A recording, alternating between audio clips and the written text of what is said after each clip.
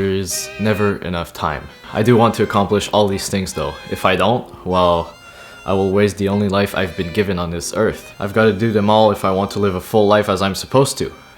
But what if you're already living it now? The moment humanity found a way to track their time, instead of using the sunrise and sunset as indicators, we have found ways to use ever more efficiently the never-changing 24 hours we have in a day. These new methods to measure time has given way to new, more modern problems as coined by Oliver Burkeman in his 2020 book, 4,000 Weeks. These so-called problems of time. Because of these problems, we experience either the feeling that we have too much to do and feeling rushed when we don't have enough time, or vice versa, feeling pressured when we have too much of it to stop wasting it or feeling bored. And the thing is, these feelings of pressure never really stop unless we change the way we think about time and the way we use it. Because we see time as a resource, as something that is meant to be used wisely, we start to feel the pressure from either internal or external forces to become efficient in using it, to stop wasting it. But time is not a resource. It is not something to be spent. We have no choice but to live through it. We cannot control it in any shape or form, even if we want to. We could even argue that our existence itself is time. If we see time as something that is meant to be defeated, as something separate to us, as an enemy, we will never conquer it. In fact, we cannot conquer it because it is a part of us. We cannot separate ourselves from it. My past self had a bit of a different opinion on that, let's just say. If only I could find the perfect system, build the perfect habits, and become disciplined, I would win. Yeah, I know. The problem is that the more efficient we become, the more we think we can put on our own plates. The result is that we become more stressed and unhappy, because humans are not machines. There's no such thing as becoming fulfilled with all your obligations, as feeling on top of everything, or as not worrying about the future when you're trying to force your way in by trying to conquer time. It is the complete reversal of a more meaningful and peaceful life. If we don't take a step back, we forget to think about whether we are deriving all our self-worth from the work we accomplish. Furthermore, we forget to ask the most meaningful questions to ourselves.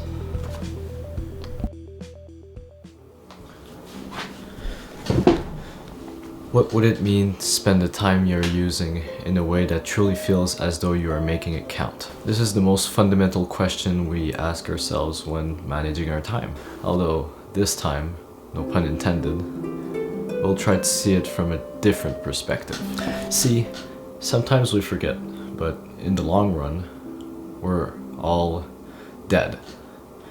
Morbid, I know, but it's true. I'm sure you've had at least one night where you were contemplating your place on this tiny little space rock that we call Earth, right? If we were to condense the entire history of the universe into one single year, starting from the Big Bang, the entire history of humanity, starting with the appearance of the Homo sapiens, would amount to only 11 minutes. On this timeline, Jesus was born 4 seconds ago. I agree, it's natural to find such thoughts frightening, but they are strangely consoling at the same time. Every anxiety, every worry we could ever think about having, relationship issues, money troubles, heck, even a pandemic, shrinks down to the indifference of the universe. Even more so, we realize that we've been judging ourselves all this time on the basis that what we've been doing wasn't meaningful enough. When we feel like we are at the center of cosmic significance, that our lives are truly worth something and important to the universe, we feel every second that we must spend it wisely and do something worthwhile. When we actually accept the reality that we are irrelevant in the grand scheme of things, well, we consider the possibility that a much wider spectrum of things are worthwhile ways to spend our time. We step down from our godlike fantasies of being the protagonist of this world that is meant to change it, and we step into the world of humans. The adventure that life concretely, finitely, and beautifully, really is. The productivity trap. Building productivity is a method that we use oftentimes to convince ourselves that we can do everything we want in life if we just work hard enough and become efficient. That if we just implement this new trick or this new technique, that we will be able to balance work, family, friends, personal projects, personal health, and so on and so forth. We think that if we finally find a method to dominate our time, that we'll be the master of our lives and achieve everything that we could dream of. Achieve the fulfillment, peace, and happiness that we were always deserving of. The problem is, that's impossible. Life is not a movie. There's no end where all the characters are happy and satisfied with their lives for the rest of their life. And that is good. I see it more as a TV show where every episode is a moment in our lives that we encounter obstacle after obstacle to find meaning through. If we really had absolutely zero problems in our life to solve, we wouldn't find any meaning through it all. Sometimes we even create our own problems to fix this. There's no good adventure without obstacles. Imagine if you knew how your whole life would unfold. It's not fun playing it if we know how the story goes.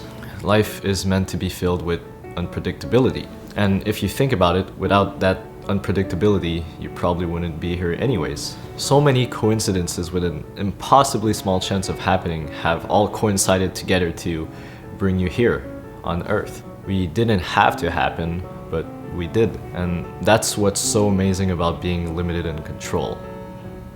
That's when life happens to us. So what's the final line here in all of this? Well, productivity isn't the answer. It never was. By embracing our limits, our limited time, our lack of control over it, our cosmic insignificance in it all, by stepping fully into reality as it is, everything starts to feel more real, and we get to do what actually matters to us. Embracing reality is like getting a power-up. You get to live life fully and set out to achieve whatever little weird task that was in the cards for you to begin with.